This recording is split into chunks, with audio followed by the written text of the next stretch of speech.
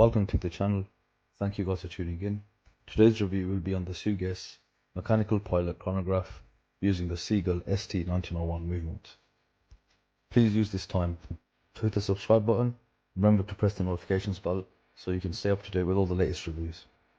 Remember to check the description, which will contain an affiliate link to the watch that you see me review. You can also find my email address in case you want to contact me and the link to my eBay store. As always, let me know your thoughts in the comment section below. I hope you enjoyed the review. Thanks for tuning in. Today I will be reviewing the Sugess ST1901 chronograph. It's a mechanical chronograph movement. This is the box it comes in. I have seen another review by, I think the channel used to be called Viper, but it's called Honest Watch Reviews, and the box on there is slightly different. You do get that time to time with the sellers where they've got different packaging. They've either improved it, but to be fair, the other box does look a bit nicer. However, this is what it comes in. You've got some warranty cards. We don't need that. I've already took the packaging off the watch, so we're just left with the actual watch here. So this watch does look quite similar to the 1963 Chinese Pilot chronograph. There's multiple reissues of that going around on Aliexpress at the moment. I opted for this design by Sugess. I think it looks absolutely stunning. I will send you over to the Aliexpress store just shortly so we can go to the store, look at the different color options, cover specifications and dimensions while we're there. After that, the video I'm going to do is just purely on the ST1901 movement. It is about 6-7 minutes, so I will take a bit of your time, but I'll just break down what the movement is and the specifications around the movement, so just to let you know how robust and solid that movement is in the watch. After which we'll go into the detailed review of the watch and the dial, case, etc, etc. So without further ado, I'll send you over to that Aliexpress clip. So we are on the actual store where I bought the watch from, which is the Tobian official store. The link is in my description. You've got a few different color options. You've got the white dial with the silver indices. You've got the gooseneck fine tuning version and the ordinary version available. I'll cover what the gooseneck is after this video. You've also got the beige dial with the gold indices, and you do have the black. So you should be able to see that there. They all look stunning. Personally, for me, I do prefer. I was torn between the beige and the white dial, just due to the fact that you've got gilt indices on the dial and with the white. I'm happy with my purchase. I would ideally like to try the other one out as well. So they also do another version, but you've got to go into recommended for you, and you'll see they do have under new arrivals. They've got the original 1963 reissue. What I mean by original, as in the original color option, not the actual original watch. And then you've got this very beautiful blue, and it's got a gradient dial with the blue on the outside and white in the center, and it looks to be a sunray design. Okay, so let's cover some specifications. So the movement is the 1901. It's a mechanical hand wind chronograph movement. Diameter is 38 mm, thickness is 13.5. The log to log comes in at 47 to 47.5 mm. You've got sapphire crystal, and you've got leather. It comes on a leather strap. Perfect. Price point, let's go back up. So the price point is 148 to 153. The difference being whether or not you want the gooseneck modification. I suggest you go for the gooseneck modification. We'll cover that, what the modification entails, just after this video. There is a discount code that you can use, and you'll find that in the description of the video. Just want to take a couple of minutes to cover the movement that is in this watch, and just a very brief history about the manufacturer. Now the movement used in this watch, as mentioned, is the Seagull ST1901, and this is produced by a company called Tianjin Seagull Watch Company. Now they've been doing watch movements since the 1955, and they actually are the largest producer of mechanical movements in the world. That's right, straight out of China. Now they bought the Swiss movement manufacturer Venus in the 1960s, and along with that they bought the machinery and the designs, and they predominantly do column wheel chronographs, your usual automatic mechanical movements, and they also do the tourbillon movements. So you've got a Chinese movement manufacturer with strong Swiss roots and a generally very, very positive outlook and feedback from all the consumers. The movements are known to be very reliable and relatively robust. So just some detail on the actual movement. It's the ST1901. It's a 21 to 23 joule movement. The reason I say that, through my research, I came across two numbers. So there's a slight discrepancy in the information.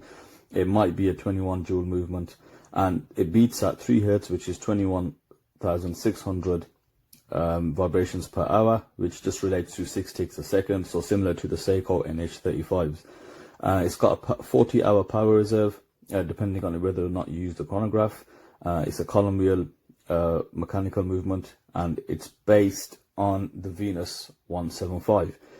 It's typically rated at an accuracy of -10 to +40 seconds a day, which is not far off the Seiko NH35s. So spec-wise, it is a pretty good movement. And if you do check on the internet, even on the Aliexpress website, from people who reviewed the watches they've bought, they've got 5-star reviews, and it is a very reliable movement. Not to say there aren't defects, but I'd say anything which has come across unreliable, or someone's had a bad experience with them, I'd say that'll be down more to possibly poor QC or poor build quality from people actually assembling the movement, rather than a failure in the actual mechanical function. So this movement is in popular watches like you've got the Chinese 1963 Reissue, the Pilot chronograph, which is a very similar design to the watch I'm going to be reviewing today. Generally, across most of the really affordable mechanical chronograph watches. The movement itself, it runs 2 dials, 2 sub-dials. You've got the one on the right, which runs the 30-minute counter, and the small sub-dial to the left of the watch, which runs the seconds hand. Now, one of the nicer things about this watch is, due to the sub-dial being so small, the seconds hand looks like, or appears to have, a much higher beat rate, because the dial is so small, and you get a much smoother sweep. The large seconds chronograph hand also has a 6 tick a second beat, so that is a relatively smooth sweep. Now there is one slight observation I made. If you look at the 30-minute counter, as the chronograph hand goes past the 12 o'clock marker and it completes a full cycle, you'll see the small hand on the minute counter sub-dial, rather than move with the chronograph hand, it just ticks over as the second hand is moving past the 12. Now, compare this to the Seiko VK63 Mecha Course movement, which is in popular homages like the Panis Daytona and the Pagani Daytona. You'll see that the hand on the counter, the 30-minute counter sub-dial, that moves along with the actual seconds hand, and it gives you a much smoother sweep and much more of a mechanical-like function. However, it's not a big issue, but you will see that it won't move until the seconds hand is very close to the next minute, and then it'll just flick over. All in all, the movement is a very robust movement. It's been time tested, and I think it adds so much value to the watch, which, when you look at what the sale price is, gives you an incredible value for money timepiece. Now, another benefit of this watch, and most of the watches that use this movement, they tend to go with a see-through caseback or exhibition caseback, and you can see why. You've got this beautiful mechanical movement laid bare, and you just tend to watch it for hours. You tend to watch the back of the watch rather than the front. As you can see in that video, the way all the cogs and gears are working, there's a few slow motion shots in there, and it's just amazing to see such intricate small pieces working together, and it just lets you know the amount of work that is going on underneath that watch face. Well, I hope you enjoyed that. There's a lot of information there. Now there's one thing I didn't mention, that's the gooseneck fine tuning. So that's particular to this watch, and there are a few gooseneck variants of the ST1901 floating around on Aliexpress on various different stores and various different watches. So basically what that gooseneck is, it's a modification. It's not, I forgot the person, it's quite a long time ago this swan neck or gooseneck modification was actually invented, and I'll just show you where it is. So this is here on the Aliexpress store. You can see that in a lot more detail. So this is a gooseneck or a swan neck, and you can see where you've got your regulator there. It's slightly extended out to here, and what that basically means is you can regulate this watch very precisely by using the screws here. If you're a watchmaker or you do open watches and you know something about regulation, you know it is quite difficult to regulate using that pin there. I've had to do it on a SKX, and literally you've got to wait for such a long time if you haven't got a timograph to see if it is correct or not. But it's a lot of fiddling around. You've got to make slight little increments. You've got to be really careful with what you're using and how you're doing it. But with this swan neck here, improves the accuracy obviously, and then it allows you to make very small controlled adjustments by using the turning of a screw. So that's a very very cool mod that this movement comes with. It allows it to be even more accurate, and it's for the geeks out there or the watchmakers, and you can possibly run this in very, very, very tight tolerances. So this is a mechanically wound automatic chrono. You wind it by using the crown here. Just a couple of notes on this. So when the power reserve is dry or it's at 0, the crown action is very light, so you can turn it, keep winding it, keep winding it. Now the way you know it's full is the crown, you get a lot of resistance, so be quite light with it. And so I'm doing it now, and then there I've hit some resistance there and it won't go any further, so I won't push it. Now the power reserve, as mentioned, is around the 40-hour mark. That's going to be affected if you're running the chrono. I ran the chrono in that video I did where I showed the watch going through the actual movement. It was on for roughly 15 minutes, and it lost power by half a turn or a quarter of a turn, so it does hold power relatively well. Just stop, flick back. So let's go onto the details now. Let's start off with the dial. So you've got an outer tachymeter indices around the actual dial, obviously because this is fashioned as a pilot chronograph, so you can use those numbers to do all sorts of useful calculations. Not that UI, your average Joe Blogs is going to use that. Now on the inner diameter of the dial, you've got a printed minute and seconds track. You've also got this lovely white shimmer effect dial. It's not really coming off onto the camera, but it is very subtle, so it's not just like a plain flat white dial. There's a slight shimmer to it. You've also got 2 black subdials, and they are matte, they are printed. However, when you turn it, it looks like they've been placed onto the actual dial, and this gives it that panda dial effect.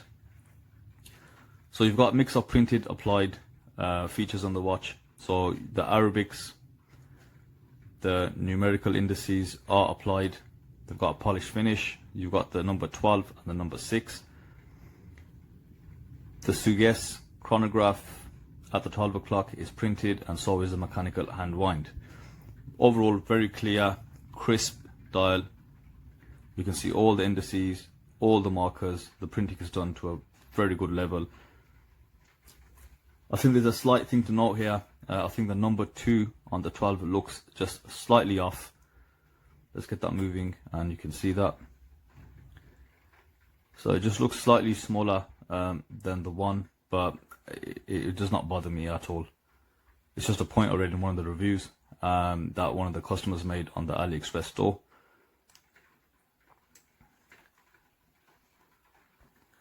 Moving on to the actual hands used. So on the sub dials, you've got your normal plain stick dials, just polished.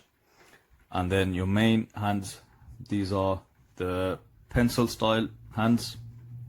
And on the chronograph hand, you've got that red tip and you've got the star at the bottom.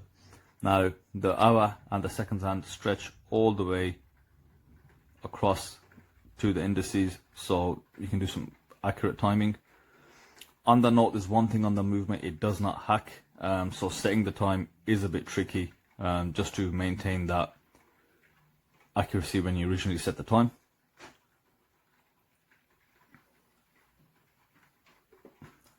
Moving on to the loom, this watch does have loom, so you can see there's just very slim slithers of loom applied across both hands. You've got some loom on that star, and you've also got loom dots around the Arabics. Now it's very small, so that means it's not going to be very bright. Let's just give you a loom shot and see how much visibility you do have of the loom. Now the loom is visible, but it's very faint because purely the amount of loom is there's not a lot of it. Now generally on Pilot watches you don't have, you know, great loom on there anyway. I've got Seiko quartz chronographs. Loom is somewhat similar, where there's not a great requirement for having illuminated dial for a Pilot watch, but it is there, albeit quite poor, and I don't think it lasts very long at all. Now the watch does come with a domed sapphire crystal. I'd say there's a slight, it looks like there's a slight bit of air coating, but there's not a lot of it at all. You can barely actually see it when you're sitting inside with the watch. The fitting and the finish of the crystal, it is relatively good, relatively flush as well. You've got a very slight lip sticking out over the bezel, but overall they've chosen the right crystal for the watch, I'd say. So let's make sure it actually is sapphire.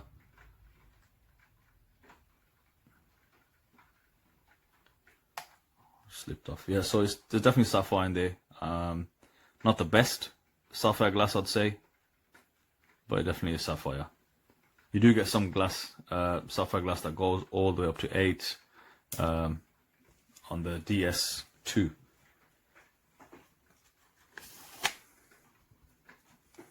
Moving on to the case, you've got a round style case. On the case you've got your pushers and your crown. The crown is okay for the most part. It is a little bit tricky because it is quite slim. When you're winding it, you just got to use your nails slightly just to get it fully wound. The pushers, the standard pushers, just press down. You have to press down quite hard. Not, when I say quite hard, not really that hard. You just have to put a bit of a forceful press.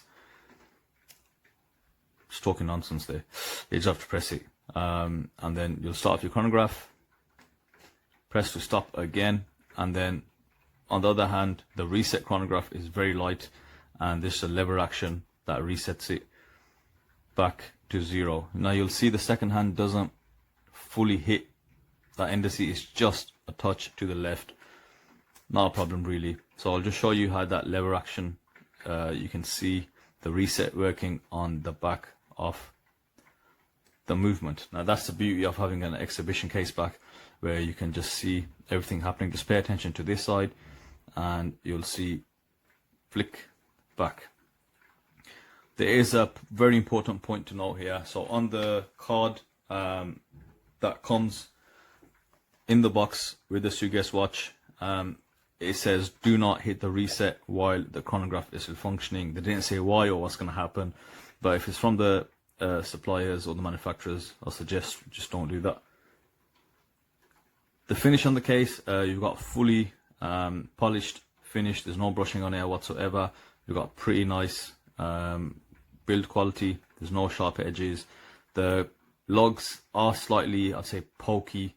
You can definitely feel them, but on the wrist you can't feel nothing at all. It's a very lightweight watch, and you know, the actual diameter of the watch is perfect. I know there's a lot of demand. You see in the comments all day, people want smaller divers, smaller watches, and I think this whole big, small, even regarding mobile phones or, you know, a lot of things out there, I think it's cyclical in the way that it comes back around. Originally watches were big, then they went small, now they went big again, and I think there's a demand for them to become slightly smaller again. And I'm sure it's the same with phones. Mobile phones are getting ridiculously massive now, and I'm sure smaller phones will be appreciated as well.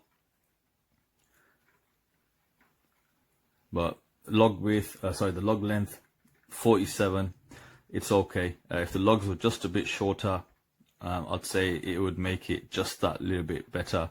However, it does fit nice. Personally, for me, it's a 6.5 inch wrist. I like to wear bigger watches slightly. I've had 38mm watches in the past, like the SNK or SNLK Seiko models, and I find them to be just too small. This one is okay. I think the pushers just give it that visual appearance that it's just slightly bigger than it is. But I actually do really like this watch. I'd definitely keep it. It's definitely a keeper. Love the features on it. I do really like the case, and I think it's a mechanical chronograph movement, and the price, very good value for money. So let's just show you what it looks like on the wrist, and then we'll come back to the review. Now I have a 6.5 inch wrist, and as you'll see, the watch sits perfectly on that wrist, dead center, beautifully proportionate, and just that vintage design. I think it'll fit with anything that you're wearing, whether it's at work or a casual or a formal do. And I absolutely love the way that watch sits and how it looks. Beautiful. Okay, the last spot to the review. I know my reviews are quite long, but I try to do, you know, a pretty decent job. I like to get as much information as I can out there, and just give you a, you know, letter for letter description if possible, and review everything over the watch. I don't know how a lot of guys do them in 12 minutes. I see some of the reviews, they do usually hit the 10-12 minute mark. I find that difficult to do actually. So for whoever's watching, thank you for paying attention. I realize it's quite a long time. So the last thing we've got to cover, the watch comes on a leather strap. I'd say it's a pretty good strap. It's not thin, flimsy. It's got a decent amount of thickness. You've got contrast stitching, and the lug width is actually 18mm, so a very petite strap. Now that tapers down to around 15mm. I'd say it's perfect for the actual watch. As you saw on the wrist shot, it does wrap around your wrist really well, and it's not that stiff leather. It's already at the box. It's pretty soft and pretty malleable, so you should have no issue with it. You could obviously experiment with all kinds of straps on this watch. I'd even say a brown leather strap would look quite fantastic, but for the grain they've used for this one, there's a perfect match to the watch. Overall, I'm very pleased with this watch. I have had my eye on it for a while now, and then just decided to make the order. Obviously there's a shipping issue with Aliexpress, so the seller, they sent it through a company called 4PS Express, or a shipping method. Now to the UK, that arrives in literally a week. I've had no issues with it. I buy everything I buy all the supplies that I use, they all use 4PS Express, and literally I've had no issues so far. You can also under declare the value, nothing gets stopped, whereas DHL Express, you know, they're like the police of the logistics world. They check everything. They'll ask for invoices. They audit the life out of packages just so no one's getting out of customs. So I'd say it's a definite must-have in any collection, this watch, and that gooseneck tuning, you know, gives you that extra accuracy. and I think it's overall very good watch, very good. Now on the 1963 Chinese Pilot chronograph, I don't know if the Gooseneck mod is available, but on that store, just ask the question. And I have ordered the beige dial with the gilt for my personal collection, so we'll see how that goes. I'll do a video on it. So thank you for watching. I hope you enjoyed that review. Let me know what your thoughts are in the comments. As always, add a like, add a dislike if you want, doesn't really matter as long as you watch the video and you got some information out of it. Thank you for watching. I'll see you for the next one.